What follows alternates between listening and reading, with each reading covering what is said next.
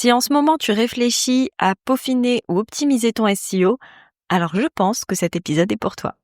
Hello, moi c'est Émilie, développeuse web chez Whitestag, agence web. Après 5 années de e-commerce et 5 années dans le commerce, je suis devenue développeuse web avec pour mission de faciliter l'accès au web tout en créant un outil puissant au service de ton business. Si tu cherches des conseils et des astuces orientées web et entrepreneuriat, tu es au bon endroit. Prêt pour l'épisode du jour ? C'est parti.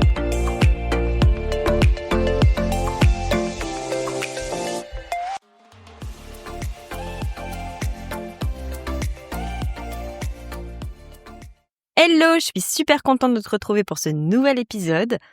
Comme tu l'as entendu dans l'intro, on va parler SEO, mais, un grand mais, je ne vais pas te donner des conseils pour l'optimiser, mais plutôt te donner mon opinion, qui serait plutôt du coup un épisode, My Unpopular Opinion, parce que j'ai un avis très tranché sur le SEO, et c'est de ça dont on va parler dans cet épisode.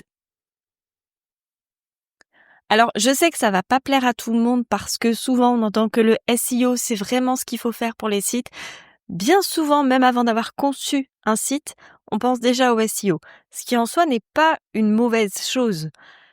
Mais le mieux est toujours l'ennemi du bien selon moi, et à trop vouloir optimiser son SEO, on perd énormément et on fait même l'effet inverse de ce qu'on voulait, à savoir utiliser son site internet pour vendre à ses clients. Un petit disclaimer avant, si tu ne sais pas ce que c'est le SEO, c'est le Search Engine Optimization ou l'optimisation pour les moteurs de recherche. Ce qui fait qu'en gros, en travaillant ton SEO, tu ne vas pas t'adresser à des humains mais à des robots. En règle générale, les robots de Google, parce que Google est le moteur de recherche le plus utilisé depuis maintenant de nombreuses années quand même. Donc dans cet épisode, si tu m'entends parler de Google, ne t'offusque pas parce que je parle en général, en règle générale, et les autres moteurs de recherche sont de toute façon basés sur le même principe. Maintenant que ça c'est dit, on va passer dans le vif du sujet à mon opinion, qui n'est pas l'opinion la plus populaire, bien loin de là, bien au contraire. Je pense même que je vais me faire des ennemis avec cet épisode, mais il fallait que je le dise. Non, le SEO, ce n'est pas la clé pour vendre. Je pense qu'en fait, on part du mauvais principe. En règle générale, quand moi je crée un site, la plupart du temps, on me demande est-ce qu'il va être optimisé pour le SEO ? Sans même comprendre ce que le SEO c'est vraiment, enfin si, en le comprenant quand même, en comprenant la finalité du SEO, mais sans même comprendre comment on peut optimiser le SEO, et même comprendre si vraiment ça va être utile.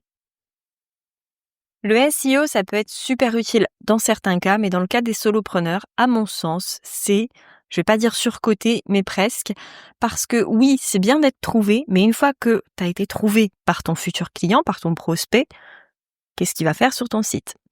Et c'est là qu'on vient un petit peu casser ces règles du SEO, parce que le SEO, on rappelle, on s'adresse à un robot qui est géré par des algorithmes. Alors il n'y en a pas qu'un seul, généralement les algorithmes, il y en a plusieurs. On connaît tous les fameux algorithmes d'Instagram, par exemple, qui sont assez capricieux et qui sont assez incompréhensibles. C'est le principe même d'un algorithme. On n'est pas censé suivre précisément ce qu'il va faire. Il va décider.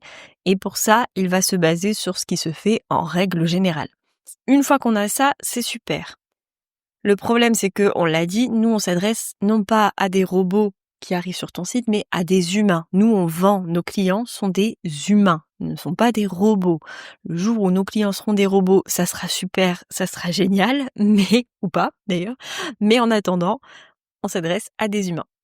Et le problème, c'est qu'avec le SEO, on a tendance plutôt à déshumaniser. Si tu me suis depuis longtemps, tu le sais, j'ai tendance à dire que tu n'es pas le seul sur ton marché. Ou alors, dans certains cas très rares, tu es le seul. Dans ces cas-là, c'est génial.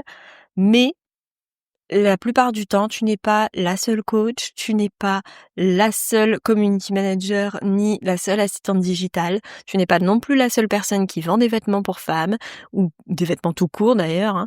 Tu n'es pas non plus la seule créatrice. Enfin voilà, t'as énormément de concurrents derrière, ce qui n'est pas mal, ce qui n'est pas mauvais, parce qu'avoir des concurrents, ça veut dire qu'il peut aussi y avoir une potentielle demande, et ça, c'est top, mais à un moment donné, il faut se démarquer. Comment tu te démarques? Certes, par ton approche, par ta façon de faire, par ton service en lui-même, mais pour que ton client il puisse comprendre que ton service est différent des autres, il faut déjà qu'il arrive à te comprendre toi. Il faut déjà qu'il achète ce service. Et pour acheter ce service, le SEO, ça va peut-être l'amener sur ton site, mais c'est pas ça qui va vendre ton service ou ton article ou que sais-je encore. En plus de ça, on est à l'heure de l'IA, qui est un outil incroyable et génial s'il est bien utilisé. Mais on a tendance à lire du contenu très robotisé, très peu naturel, très peu émotionnel, à peu près 10 fois par jour. Et encore, c'est le minimum. Ce qu'on veut sur un site, surtout sur un site de solopreneur, c'est de la personnalité. C'est marquer de son empreinte, c'est vraiment avoir quelque chose de très naturel, quelque chose dans lequel on va se reconnaître. Et crois-moi, on se reconnaît rarement dans les robots. Enfin, en tout cas, j'espère. Mais ce que ton visiteur qui est amené à devenir ton client, enfin on l'espère, c'est trouver de l'authenticité, c'est trouver quelque chose d'unique dans ce qui pourtant ne l'est pas. Je sais pas si c'est très clair dit comme ça, mais en gros, ce qu'il cherche, c'est ta touche à toi, notamment si tu fais par exemple de la création. Des créateurs et des créatrices, il va en trouver à foison, mais il va vouloir trouver celui qui va faire quelque chose qui va lui plaire. Et c'est pareil dans tous les domaines. Des coachs, des naturopathes, il va en trouver mais des dizaines de milliers. Il suffit qu'il tape sur les moteurs de recherche, certes. Si t'es bien référencé, c'est super, il va te trouver. Mais si derrière ta prestation, ta personnalité ne lui parle absolument pas, bah il t'aura trouvé, c'est génial. Et puis après, il va passer à un autre site. Et puis encore à un autre, et encore à un autre, jusqu'à temps qu'il trouve celui qui va créer un lien émotionnel avec lui. Et c'est pour ça que pour moi, le SEO, c'est bien, mais c'est pas non plus la clé à tout, c'est pas non plus la réponse à tout. C'est une solution, c'est ce qui permet de maximiser les chances d'être trouvé, mais à outrance, utiliser à outrance et vouloir absolument respecter toutes les règles du SEO, c'est à mon sens un non-sens. Dans ma façon de travailler, du coup, moi, ce que je privilégie, c'est l'humain. C'est l'humain qui va lire le contenu, c'est l'humain qui va voir le contenu parce qu'il n'y a pas que du texte. On parle souvent du texte parce que le SEO, c'est surtout le texte, mais il y a plein de petites choses derrière. Quand je travaille aussi un site, moi, je privilégie le naturel.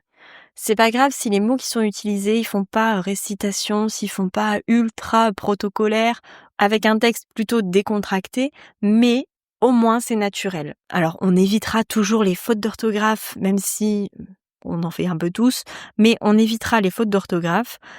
Par contre, on garde le ton qu'on utilise. Il est hors de question d'aller utiliser un ton ultra soutenu si dans la vie de tous les jours, tu n'utilises pas ce ton. Imagine le gap pour ton futur client. Imagine, finalement, il achète ta prestation et il se retrouve à t'entendre parler complètement différemment de ce qu'il a lu. Ça risque de lui faire bizarre. Ou pire, imagine, il achète pas en se disant que du coup, ça ne correspond absolument pas à ce que lui recherche. Lui préfère quelque chose de plus décontracté. Et là, du coup, c'est un match qui ne se fait pas par un concours de circonstances un petit peu embêtant. Alors non, il faut pas abandonner le SEO, il faut continuer à l'implémenter et à le mettre en place, mais de façon plus réfléchie, de façon un peu plus humaine, on va dire. On rappelle, on s'adresse nous à des humains, donc on ne fait pas la chasse au SEO parfait. De toute façon, spoiler alerte, ça n'existe pas, c'est comme le site parfait, c'est comme le business parfait. Tout ça n'existe pas, malheureusement. C'est comme chercher le mouton à 5 pattes, tu le trouveras jamais. Mais par contre, on va l'utiliser de façon plus intelligente. Et si tu as un choix à faire entre le SEO et l'humain, à mon sens, pars toujours vers l'humain, parce que le client final, c'est l'humain et pas le robot Google. Avant de conclure cet épisode, tu es peut-être en train de te dire, ouais, c'est super, elle nous dit qu'il faut pas non plus tout miser sur le SEO, mais du coup, comment on fait ? Moi, je te donne quelques pistes à explorer, comme par exemple le fait de travailler le texte alternatif. Le texte alternatif, c'est une balise qu'on ne voit pas visuellement, mais qui est très intéressante. Ça se voit surtout notamment au niveau des images. Ça permet à des personnes qui sont malvoyantes de pouvoir avoir une description de l'image. C'est super intéressant. Alors attention, ne décris pas une image de fond. Si l'image n'a aucune pertinence et que c'est juste par exemple un champ de blé, c'est peut-être super, c'est peut-être génial, mais si ça n'apporte rien aux visiteurs, de savoir qu'il y a un champ de blé à cet endroit-là, ne le mets pas. En revanche, d'écrire un portrait, d'écrire une scène, ça peut être quelque chose de très intéressant. Au-delà de l'aspect inclusif que ça peut apporter, parce que tu inclus des personnes qui n'auraient pas accès à ce type de contenu en temps habituel, tu envoies aussi le message au moteur de recherche que justement, tu travailles ce côté inclusif et c'est quelque chose qui leur plaît. On peut aussi miser sur les réseaux sociaux. Aujourd'hui, en règle générale, toutes les entreprises ont au minimum un réseau social, que ce soit Instagram, LinkedIn, Facebook, X, enfin bref, j'en passe, même YouTube. Mais généralement, les entreprises ont toutes à minima un réseau social sur lequel elles misent et ça peut être une bonne alternative. N'oublie pas en revanche, sur ce même réseau social, de mettre le lien vers ton site internet parce que c'est quelque chose de plus étendu, tu vas pouvoir travailler ton image de façon plus étendue sur ton site. On a aussi le référencement local où là, on va plutôt être sur les fiches type Google My Business, enfin Google Business Profile, je crois maintenant.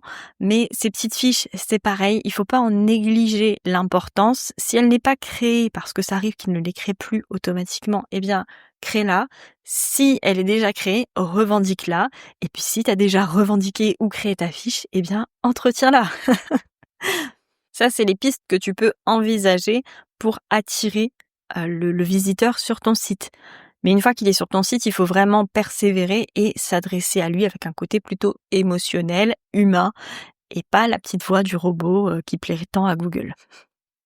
Ici, ce qu'il faut vraiment noter, c'est garder ton authenticité, c'est vraiment faire quelque chose qui te ressemble. C'est pas forcément unique parce que authentique et unique sont pas forcément toujours associés, ils peuvent l'être, mais c'est pas systématique. Mais être authentique, il faut que la personne qui découvre ton site te découvre vraiment toi en même temps et découvre ta façon d'être à toi. Et on va pas aller chercher autre chose que ça.